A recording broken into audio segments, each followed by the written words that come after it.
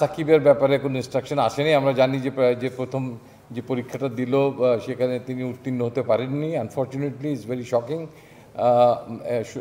আমাকে আরেকটু পরিষ্কার হতে হবে যে তিনি ব্যক্তি পর্যায়ে কিংবা আবার একটা পরীক্ষা অবতীর্ণ ইতিমধ্যে হয়েছেন কিনা এটা একটু খোঁজ দিয়ে জানতে হবে।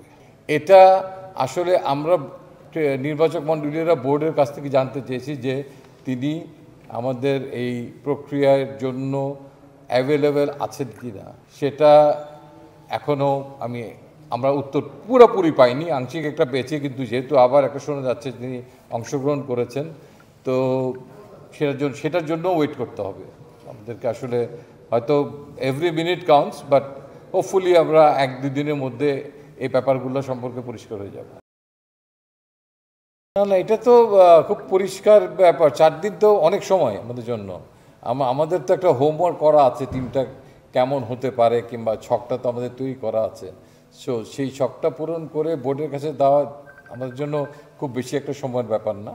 তো আমরা তামিম ইকবালের মতো একজন খেলোয়াড়কে ডেফিনেটলি সম্মান জানাই, তার সিদ্ধান্তেরও আমরা সম্মান জানাই। তো সেই জন্য তিনি যদি একটু সময় নিতে চান আমাদের কাছ থেকে, তো আমার মনে হয় ইজ ফেয়ার এনাফ। এবং আমি বোর্ডের সঙ্গে কথা বলেছি, এতে তাদের কোনো অসুবিধা নেই। তো কাজেই আপনাদেরকে আর কিছুক্ষণ সময় পেশেন্টফুল থাকতে হবে। অনেক দিন তো আপনারা ওয়েট করলেন সিদ্ধান্তের জন্য, so that there is no hurry. বেশি তাড়াহুড়া করলে কিন্তু রান আউট হতে হয়। তো কাজেই আমরা একটু ওয়েট করি।